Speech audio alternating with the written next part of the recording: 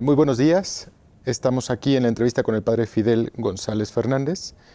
Él viene de Roma y está con nosotros para hablar ciertos temas de educación, sobre todo con su gran experiencia que tiene en el campo educativo, en diversas instituciones, siendo profesor y sobre todo rector, dirigiendo grandes proyectos, no solamente en Europa, sino también en África, y ahora en algunos lugares de México, compartiendo su experiencia. Vamos a llevar a cabo esta entrevista para que él nos ayude a tener un poco más clara la visión que tiene la Iglesia, que tiene a lo mejor el Papa, que nos pueda compartir en cuanto a lo que espera de nosotros como universidad y sobre todo para los profesores, cuál debe ser esta aspiración, esta motivación para transmitir esta información a los alumnos. Padre, muy buenos días. Muy buenos días. ¿Cómo está, Padre? Bien, gracias a Dios. Muy bien, Padre, pues es un gusto tenerle aquí con nosotros. Y quisiera comenzar, no sé, usted nos puede hablar un poquito de su experiencia en el campo educativo. ¿Qué nos puede decir? Pues bien, en el campo educativo yo diría, desde el punto de vista de mi experiencia, tres cosas. La primera, que es la fundamental, es el tipo de formación que yo he tenido a lo largo de toda mi vida.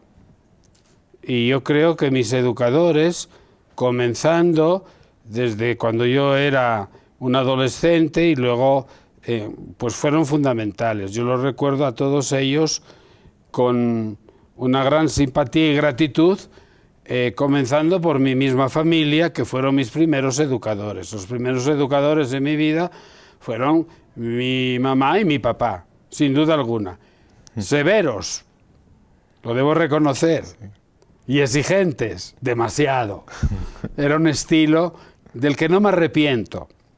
Aquella severidad que tuvieron conmigo y aquella exigencia de, diríamos, de poner una pasión en todas las cosas que hacía, con una gran humanidad que yo recibí de mis papás. Mis papás que estuvieron comprometidos a un nivel muy popular y muy sencillo, pero estuvieron comprometidos desde siempre, vamos a decirlo con una palabra grande, en el mundo de entonces.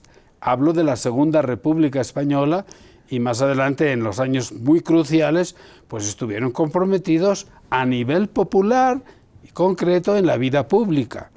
Y este empeño de ellos, humano y cristiano, nos transmitieron a sus hijos. Yo soy el último. Y ahí esta fue la escuela fundamental. Y luego recuerdo, que esto es importante, que a un cierto momento se dieron cuenta que en la escuela primaria estatal a la que yo iba, pues no llenaba del todo las exigencias que ellos imaginaban o que querían para mí. Me sacan de esa escuela primaria, diríamos, y me mandan a otra escuela en otra ciudad.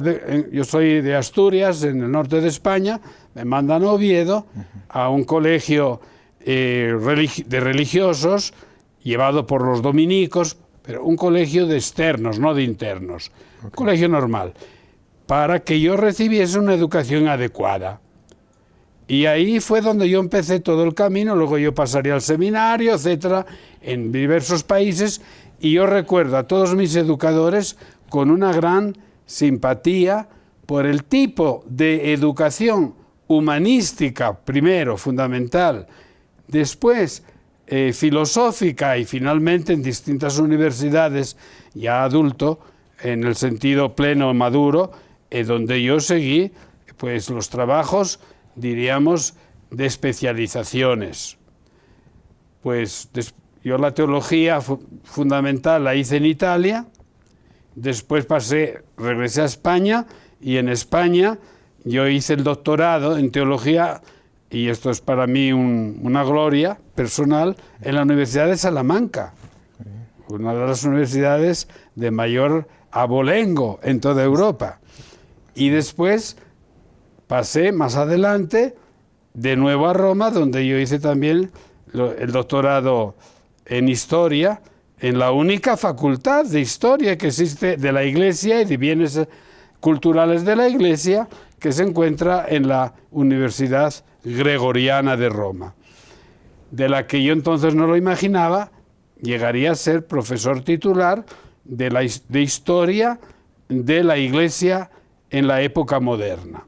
Por unos cuantos años, al menos 25 años he estado hasta hoy. Y luego en la Urbaniana, que fue, y esto es importante, porque la Urbaniana, que es en definitiva la primera universidad creada a nivel intercontinental por el Papa Urbano VIII en el año de 1621-25, en ese periodo histórico, y que el Papa Urbano VIII le dio todos los privilegios y que se puede uno imaginar, porque allí comenzaron a llegar estudiantes que venían, era la primera vez, provenían del mundo entonces que se comenzaba a abrir y conocer. Claro. Y esto fue muy importante, porque fue un centro verdaderamente intercultural. Funda un archivo que todavía está vivo, es de los más importantes del Vaticano, y en ese archivo un servidor por años he sido encargado de dirigir los estudios de investigación histórica dentro de ese archivo. Y después, otro punto muy importante, creó una biblioteca que en su tiempo fue de las mejores de Europa. Llegamos a tener en aquellas épocas 600.000 volúmenes, hoy pasarán del 1.000.000, y con una colección de códices que no son menos de 1.000 códices antiguos. Es de lo más rico que existe. Pues ahí me tocó trabajar. Luego, cuando me hacen rector mayor de todos estos colegios universitarios, precisamente de esta institución, de afiliados, que son más de 100, entonces sí, que me tocó vivir de lleno dentro del mundo educativo, al que yo me estoy dedicando, pues ya desde el año, para ser exactos, desde 1985. Antes había tenido otras páginas de historia personal en España y en otros lugares, pero es lo importante, porque luego todo este mundo, en cierto momento, es el que me trae a unos contactos muy directos y asiduos con el continente latinoamericano. Y esto es muy importante, ha sido muy importante para mí, porque aparte de la experiencia mía africana de 11 años, la experiencia latinoamericana comienza con estos procesos de canonización, sobre todo con el de Juan Diego, y el acontecimiento guadalupano, fundamental en toda la historia, y luego en cierto momento, y aquí está el punto, que el Santo Padre, sobre todo Benedicto XVI, con su pontificado, muy sensible al mundo de la cultura actual y a la problemática que representa, escuchando sobre todo las relaciones de los obispos latinoamericanos en las visitas que se llaman ad limina, cuando van a visitarle, pues claro, aquí él y sus colaboradores se dieron cuenta perfectamente, como se estaban dando cuenta muchos episcopados de América Latina, que existía un vacío cultural notable. Y aquí entra una experiencia muy significativa, y es que la necesidad de crear instrumentos culturales para la formación humanística e histórica de las personas en América Latina, independientemente pues de su religión o de su cultura fundamental. ¿Por qué? Porque las lagunas eran grandes. Es verdad que había instrumentos que podían paliar un poquito estas lagunas, como cuando el Papa San Pablo VI creó la institución que se llama Pontificio Consejo para la América Latina, que todavía hoy está muy vivo, o también otras instituciones independientemente del Vaticano, en el sentido que no están en el Vaticano, como fueron, diríamos, empezando por las grandes asambleas del episcopado en América Latina. Ya vamos ya en la cuarta, la primera Río de Janeiro, la segunda fue Medellín, la tercera fue Puebla, que este año es muy importante porque celebramos 40 años y tendremos un congreso en el Vaticano sobre lo que significó históricamente en unos momentos también dramáticos, porque concluían 10 años de desbarajuste total en todo el mundo occidental y también en América Latina. No olvidemos que es la revolución, las consecuencias de la llamada Revolución Cultural de 1968. Y Puebla se celebra 10 años después, que es la primera visita de Juan Pablo II que viene aquí a México, que luego tiene una importancia fundamental, como él lo ha dicho, no es una opinión mía ni de nadie, sino es él que tuvo una importancia fundamental en su mismo pontificado. La visita a México, según él, marcó totalmente un rumbo en este pontificado suyo, y México pues lo tuvo 5 veces acá, hasta prácticamente casi la vigilia de su muerte. Y luego, precisamente para la canonización de Juan Diego. Y luego, además, los papas subsiguientes siguieron con este interés. Por lo tanto, se notaba que aquí en América Latina no había instrumentos culturales desde el punto de vista de la experiencia cristiana, católica, que pudiesen ayudar a formar con unas conciencias claras de una identidad. O sea, los obispos en Puebla dicen que América Latina no se entiende sin la experiencia católica, que la experiencia católica es la que ha formado la identidad latinoamericana. Y lo explica muy bien estos documentos de Puebla en este sentido. Entonces, eso a nivel teórico es verdad, pero luego en la práctica nos encontramos con grandes lagunas.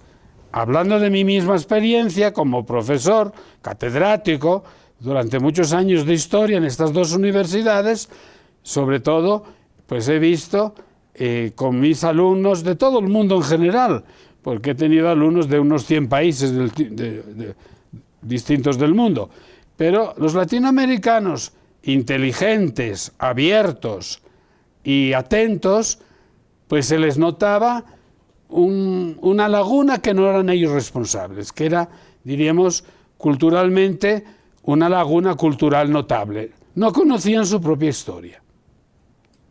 Y aquí, claro, entre otros un servidor, pues lo tomé como un desafío de ayudarles a redescubrir su propia historia. Recuerdo que en el año 92, esto tiene que ver todo con la educación, en el año 92 yo tuve el honor de ser llamado para intervenir en una exposición del Vaticano sobre el 5º centenario del comienzo de la evangelización. Y recuerdo también que una noche, es una anécdota pero significativa, ya en la tarde me llama el secretario del Santo Padre y me dice que el Santo Padre quería en los museos vaticanos la visión y la explicación de ciertos documentos que se referían al 5º centenario. Esto había que hacerlo de noche, porque no podía ir el Papa al mediodía o por la tarde a invadir estos lugares. Y así fue. Yo estuve explicándole, había otros personajes del entourage del Santo Padre, Juan Pablo II, pero una cosa muy emocionante, haciéndolo ver algunos documentos originales de hace 5 siglos y explicándoselos. Yo creo que él estaba atento a las cosas, sin duda alguna, y que sabía de muchas cosas porque hacía preguntas y las preguntas demuestran el conocimiento de una persona. Y me he dado cuenta de que estaba perfectamente enterado de todo.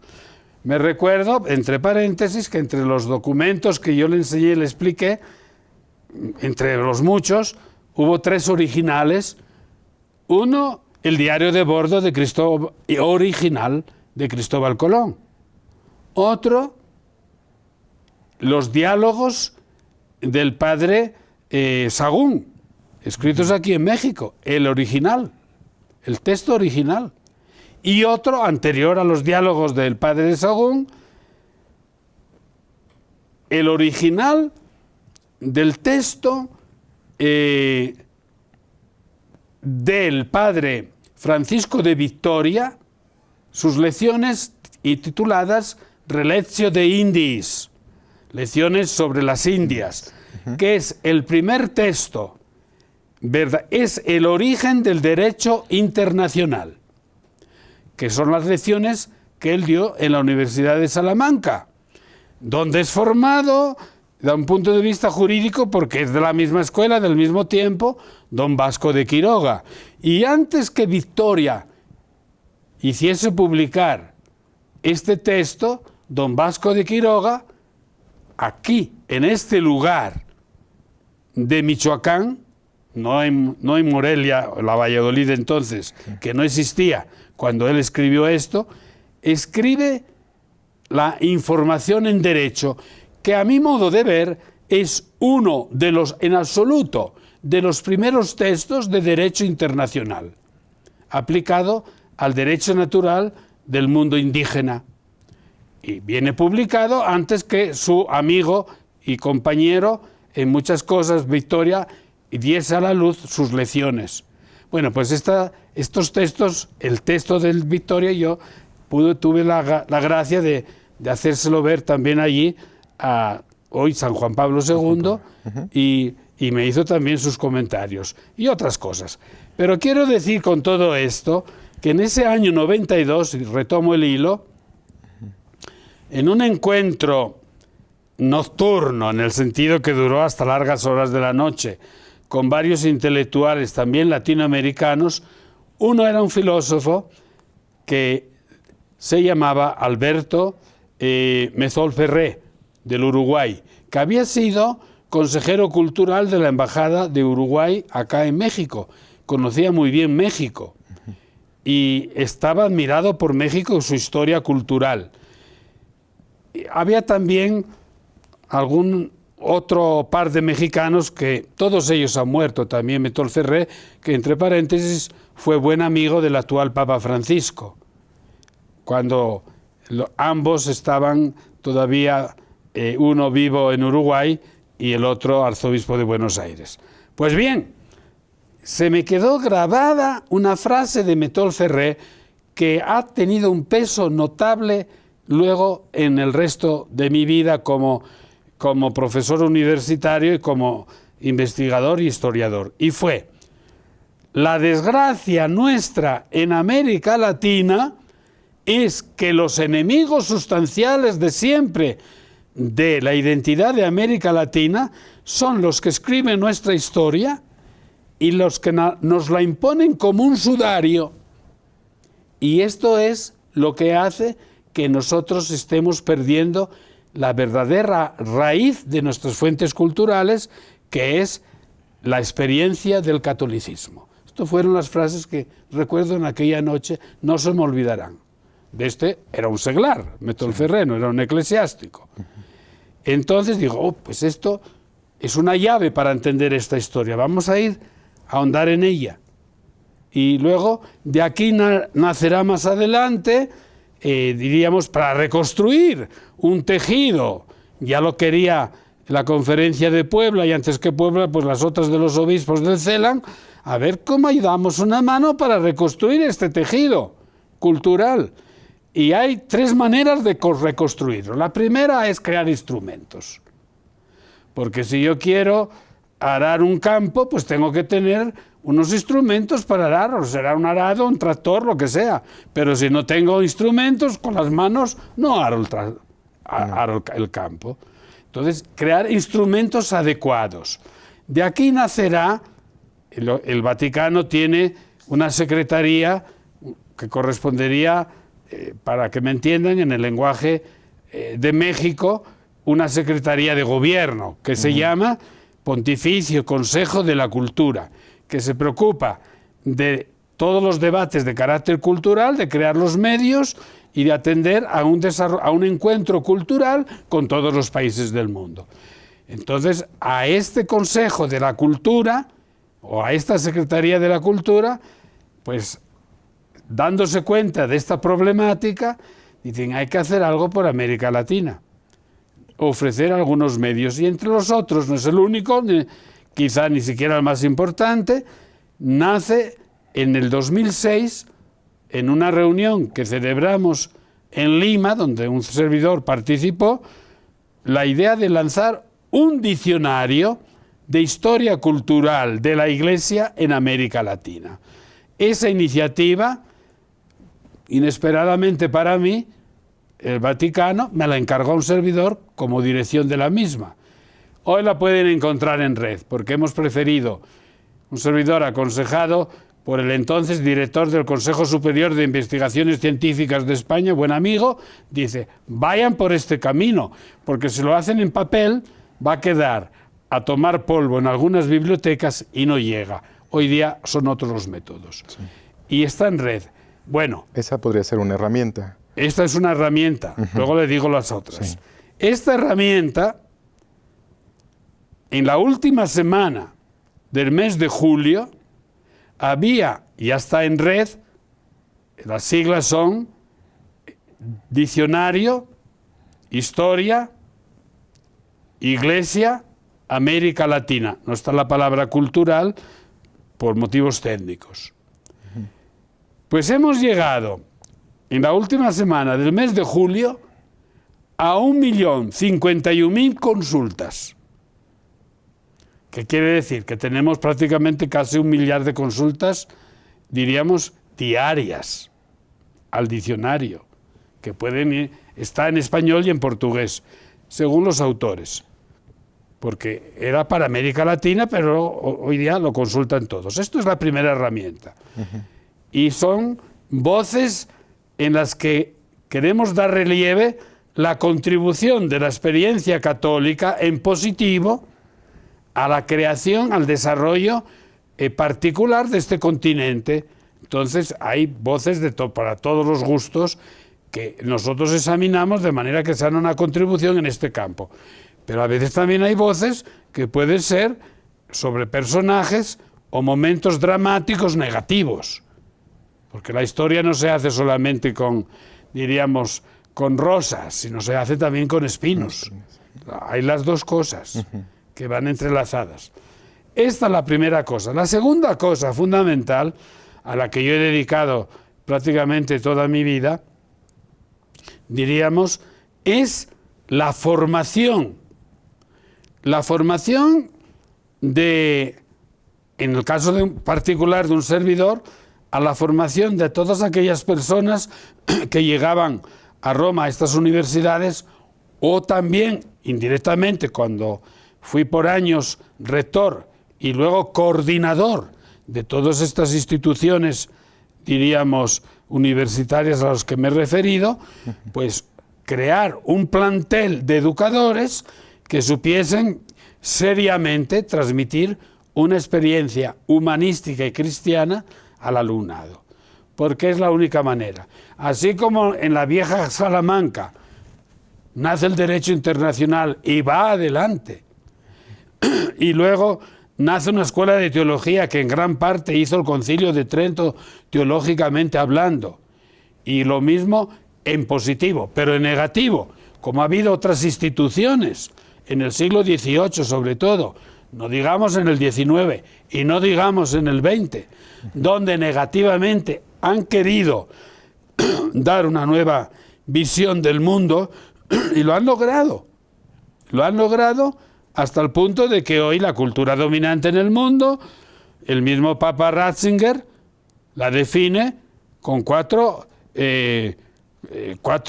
sustantivos, que es una cultura irracional o racionalista, donde la razón no es la razón rectamente entendida, que debe ser la base de todo estudio.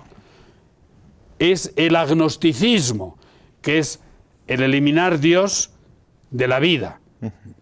Hacer un mundo negando a Dios, o hacer un mundo, como decía un filósofo calvinista holandés del siglo XVII, Grocio, como si Dios no existiese.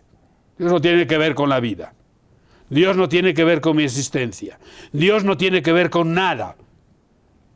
De decir esta frase al siguiente paso, ergo, si Dios no tiene que ver con la vida y con nada, si Dios está al margen de todo, quiere decir que Dios no existe, que es una invención mitológica, una invención de nuestra imaginación o un instrumento de dominio.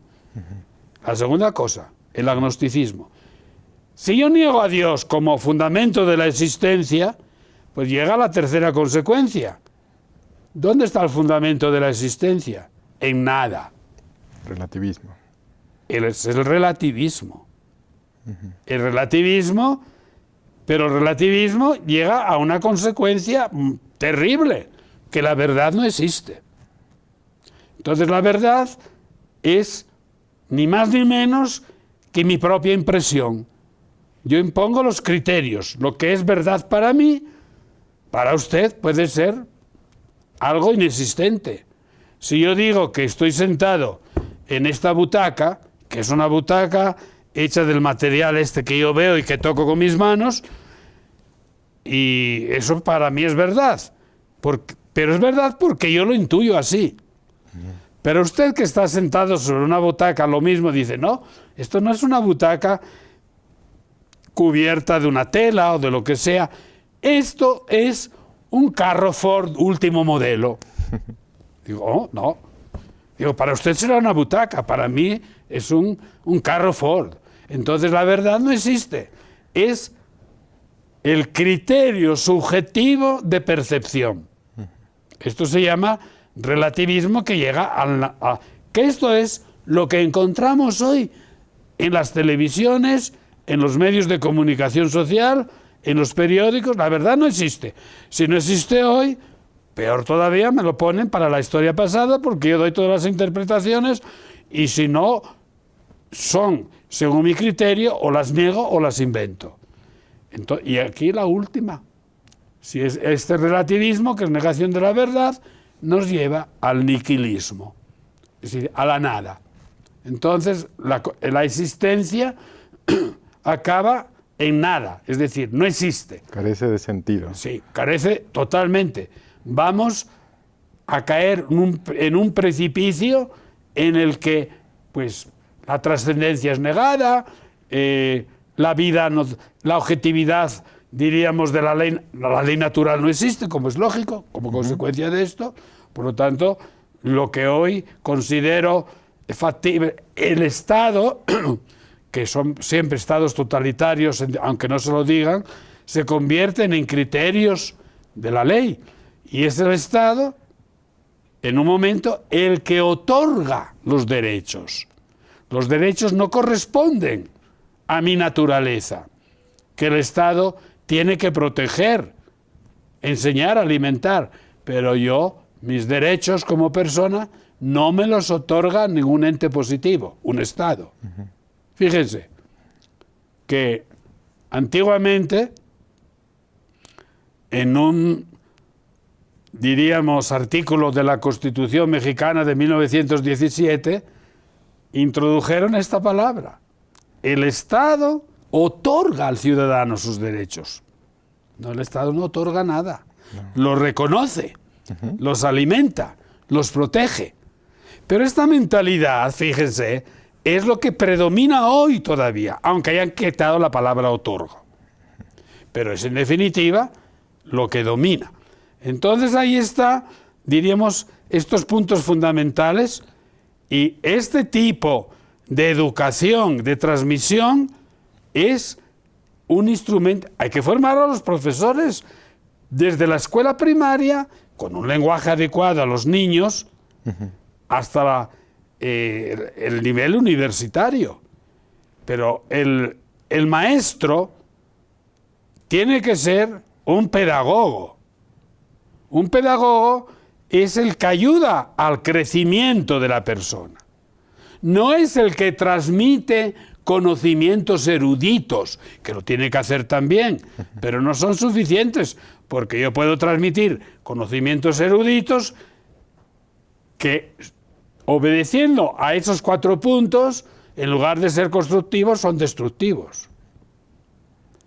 El pedagogo es el que ayuda, y entonces el pedagogo no solamente es pedagogo en el sentido griego del término, aquel que me acompaña, como si yo acompaño a un niño en el crecimiento, como la mamá se cuida de la criatura que lleva en el vientre y cuando le da a luz no lo deja abandonado, sino que lo sostiene y lo va acompañando. Pero un acompañamiento que no crea sujetos, sino personas adultas, que se saben regir por sus pies, con la inteligencia que han recibido. Entonces el pedagogo es un educador auténtico. Y este educador auténtico es el otro punto fundamental. El segundo. El tercero. Tercero. El tercero es, entonces, que el educador educa transmitiendo una experiencia. Educar es transmitir una experiencia. La experiencia que uno tiene porque la ha aprendido, porque ha sido él también educado, ha crecido en esa experiencia, la ha enriquecido, cada uno en el estado de vida donde está, un maestro de primaria a ese nivel, de secundaria a su nivel, de preparatoria a su nivel, universitaria a su nivel, pero en cada nivel, el alumno tiene que comprender, aunque no lo sepa razonar, que aquella persona que tiene delante el maestro, el pedagogo, el que le ayuda en el crecimiento, es aquel que le ayuda en el crecimiento, no lo sabrá explicar, pero tiene como una percepción, que es la percepción de que lo que le transmite nace de una profunda experiencia personal y se lo transmite con una simpatía hacia él, que lo escucha. Y el que lo escucha, el alumno, lo percibe también como simpatía a cada nivel. Ahora, si el maestro o el pedagogo no es capaz de hacer ver que aquello que enseña corresponde totalmente a ese sentido fundamental que todos llevamos dentro, de donde sea, de la China o de los Estados Unidos o de México o de Europa, que es lo que llamamos el sentido religioso. ¿Qué es el sentido religioso? Que está todo unido. El sentido religioso es lo que todo el mundo tiene. Todo el mundo tiene, cualquier persona, aunque no lo sepa expresar con la terminología que yo voy a decir ahorita, tiene un deseo de estar contento, de ser feliz. Tiene un deseo de ser tratado justamente, de la justicia. Tiene el deseo, por lo tanto, de felicidad, de justicia. Tiene el deseo de establecer relaciones que humanamente son constructivas, lo que llamamos la amistad a todos los niveles. Esto es el sentido religioso. Me dirá alguno, ¿qué tiene que ver con la religión? Tiene que ver que esos sentimientos que son innatos, Dios los ha puesto a crearnos a su imagen y semejanza, como dice el primer capítulo de la Biblia, y desarrolla todo el Antiguo Testamento, pues ya no digamos la plenitud, que es Cristo mismo, sin el cual no hay nada, fue creado todo por Él, y a través de Él, nos dice San Pablo en la carta a los Colosenses, entonces eso uno lo intuye. Y cuando se encuentra con un maestro o con algo que corresponde a eso que lleva dentro de sí, que no sabe explicar, dice, date, esto es lo que yo quiero para mi vida. Claro. Y entonces sí que es educado. Ahí nace una nueva visión de la vida, el sentido religioso. Y no podríamos estar aquí conversando hasta mañana diciendo estas cosas. Mire, hay una poesía que se dice, estando en México, de un rey de Texcoco, Nezahualcóyotl. Las tiene recogidas León Portilla en uno de sus preciosos volúmenes, entre otros muchos que tiene. Y en esa poesía dice, Nezahualcóyotl, en cierto momento, describe la realidad que ve, la hermosura, la belleza, las flores, el canto de los pájaros, el color de las flores, la naturaleza, el sol que nace, el sol que va al ocaso, las estrellas, la luna, todo. Las amistades que tiene, los amigos que ha tenido en la vida o que tiene en la vida. Y luego dice, y todo esto muere. El día muere, viene la noche. Desaparece el sol, viene la luna, pero luego al día siguiente desaparece. Las flores se marchitan, los pájaros mueren y dejan de cantar. Mis amistades se mueren también. ¿Y todo esto qué significado tiene mi vida?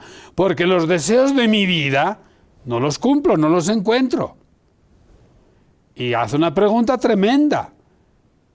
¿Dónde estás tú, aquel por el que todo vive? Y quiero que me lo expliques. Este es el sentido religioso.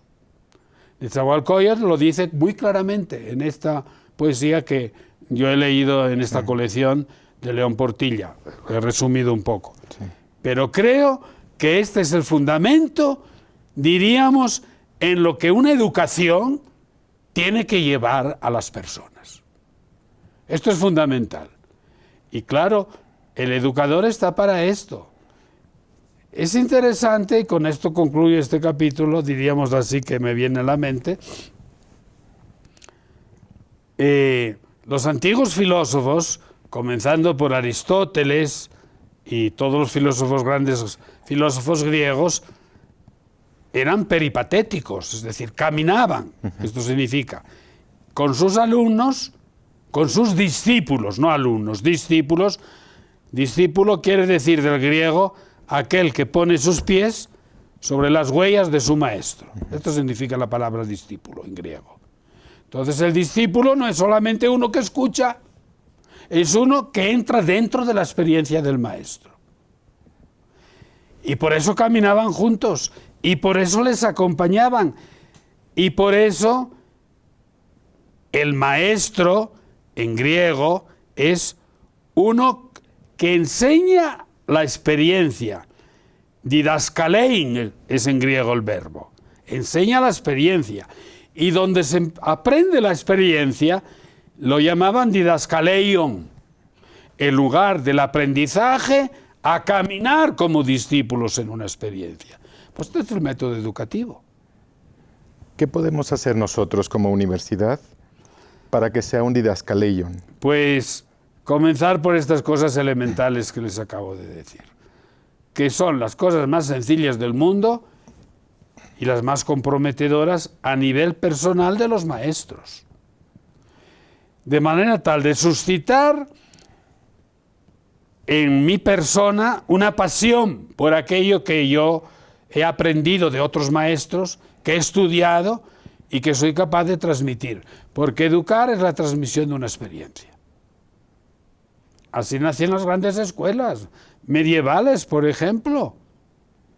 Y tenían, diríamos, entonces no había los libros de hoy, no existía ni siquiera la imprenta, había los manuscritos y, qué sé yo, Santo Tomás daba sus lecciones, las escribía sobre aquellos pergaminos o el material que se usaba entonces.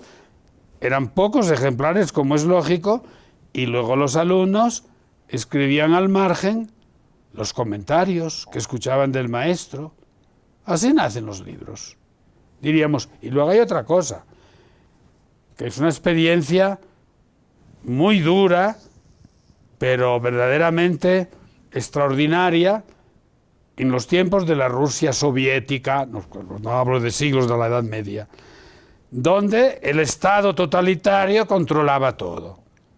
Purgaba los libros, no dejaba que se publicasen, qué sé yo, las novelas de Solzhenitsyn o de otros personajes importantes de la literatura soviética moderna, por ejemplo, uno entre otros, Pasternak, lo mismo, autor de El doctor Zhivago, una de las grandes novelas.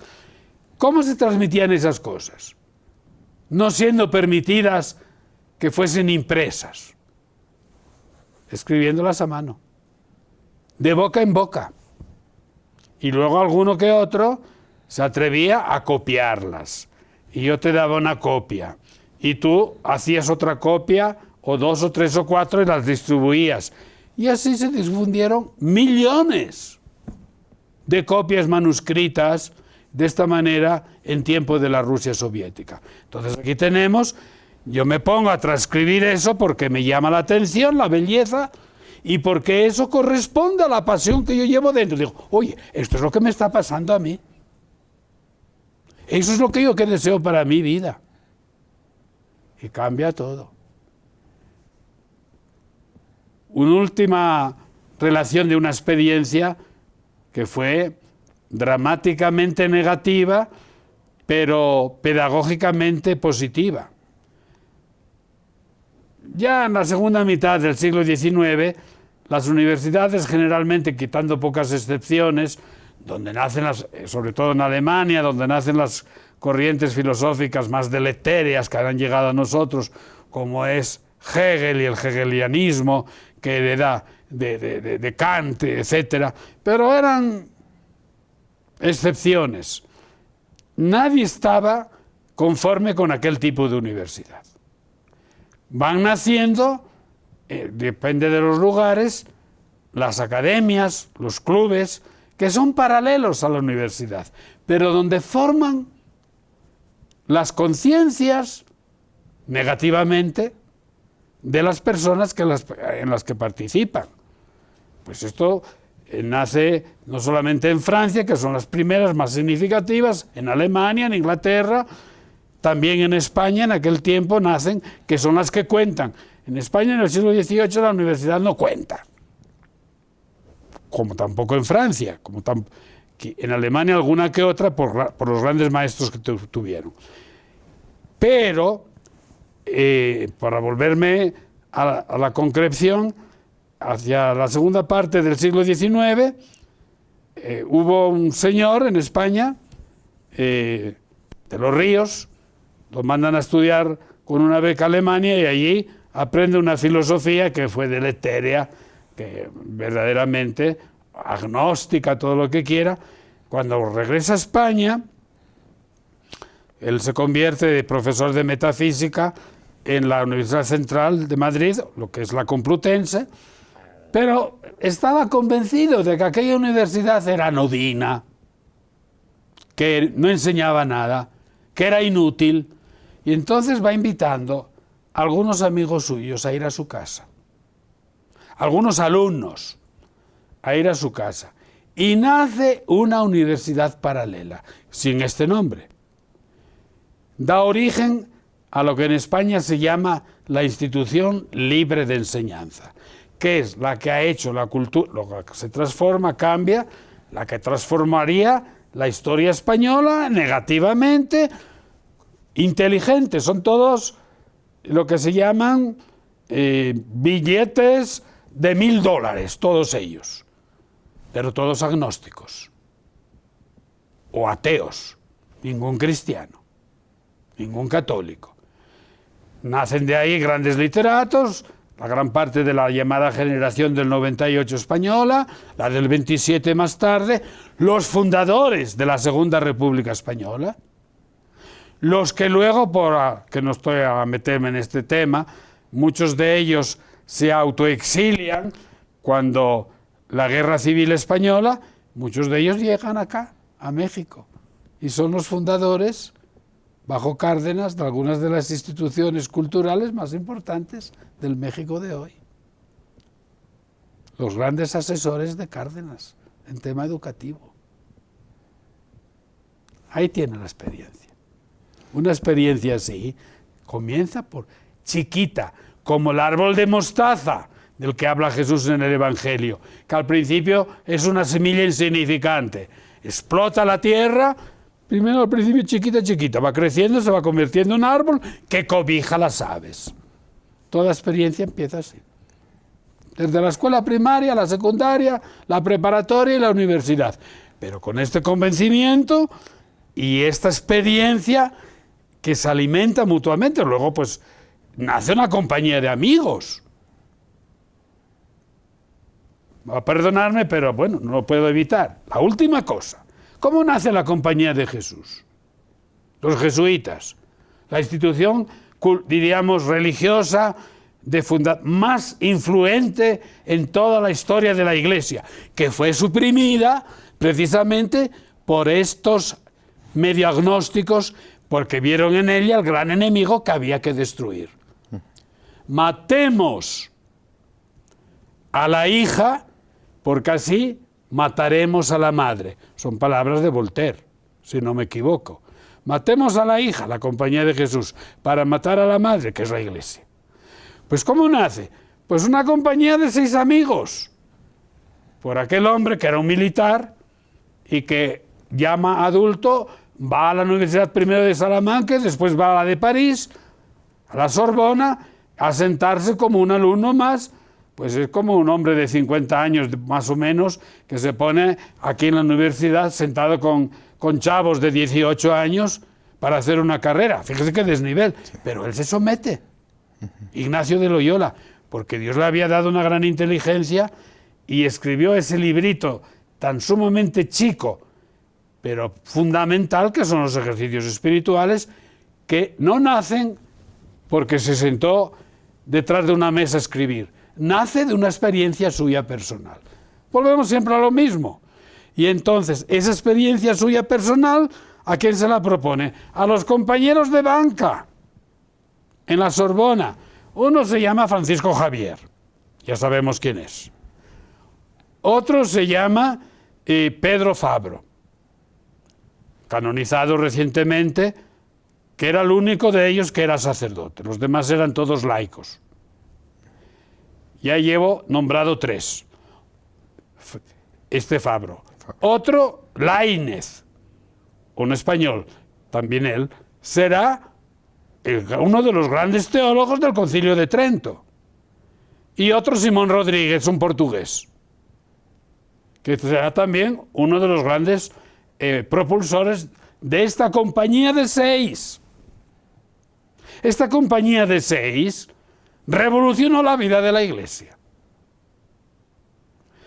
Y hay una carta de Javier, porque se escribían, luego se dispersan por medio mundo, a donde el Papa les manda, y se escribían para alimentar aquella experiencia, que nunca olvidan. Y le dicen una carta a Javier a Ignacio: yo les llevo siempre en el morralito de mi corazón y no hago nada sino en referencia a la experiencia de amistad que constituyó mi vida. Y le escribía esto desde la India. Pues esto es la experiencia fundamental, que hay que fomentar a todos los niveles, punto y basta. Muy bien, entonces el gran reto que tenemos como universidad Pues es empezar por ahí, por esas bases. generar comunidades. Una compañía de maestros, de profesores, que comprometen por la belleza de la experiencia que expresan a los alumnos, que sufrirán, Sí. contradicciones y combates y todo lo que quieran. Pero esto es fundamental. Y llevar al profesor a que sea un maestro Sí, y después un testigo. sí. Este Que sea testigo, un maestro, no porque enseña cosas que lo tiene que hacer y lo hará muy bien, que sea un pedagogo. Que sea un didáscalos, es decir, uno que enseña a crecer en una experiencia. Ese sentido religioso del que les hablaba responde a estas exigencias. Por ello, educar, como es el título de un libro de un grande educador, que un sacerdote italiano se llama Luis Giussani, muy amigo, entre otras cosas, del Papa Juan Pablo II y luego del Papa Benedicto, pero amiguísimo de los dos, ha muerto murió, es curioso, un mes antes de Juan Pablo II. Y Juan Pablo II pidió a Ratzinger, que entonces era prefecto de la fe, que fuese a celebrarle en el funeral. Murió en Milán. La homilía de Ratzinger, no sé cómo decir, es un manifiesto auténtico de cómo tiene que ser sobre la experiencia de un educador. Pues bien, ese libro que él escribió, que hoy está traducido desde el japonés al chino, al ruso, a todas las lenguas, es educar es un riesgo. Claro que es un riesgo, porque no siempre tendremos éxitos. Basta. Muy bien. Queremos agradecerle, Padre, esta oportunidad, su testimonio, este momento de ser un didáscalos de este lugar. Y le pedimos que nos tenga presentes en este esfuerzo que estamos haciendo de educar en la verdad. Tenemos un gran reto, tenemos la apuesta muy arriba, pero contamos con personas que están buscando ser testigos, transmitiendo esta experiencia, y queremos que la Iglesia sienta en nosotros un apoyo para seguir transmitiendo estas verdades de fe. Es la misión fundamental, a mi modo de ver, de los seglares, de los laicos. Somos todos bautizados, también yo. Yo soy bautizado con ustedes. Y lo mismo, sacerdote no para mí, para ustedes. Son palabras de San Agustín. Y esto es la muerte de todo clericalismo. Sí. Y es dar al mundo de los bautizados el laicado, pero dentro de él entran los sacerdotes en este sentido. Bueno, pues esto es la doctrina de la Iglesia de hoy, de estos grandes papas que acabo de nombrar, desde Pablo VI, desde Pío XI, el papa del tiempo de la persecución, que fue el que insistió sobre este argumento, el primero, de manera muy explícita y muy clara, el primero en cierto sentido, porque los anteriores también. Y luego todos los demás, pasando por San Pablo VI, santo canonizado ya, Juan Pablo II, San Juan Pablo II, el Papa Benedicto XVI, emérito, y el actualmente Papa Francisco. Papa Francisco. Muy bien, Padre, pues muchas gracias. De nada, a ustedes. Gracias.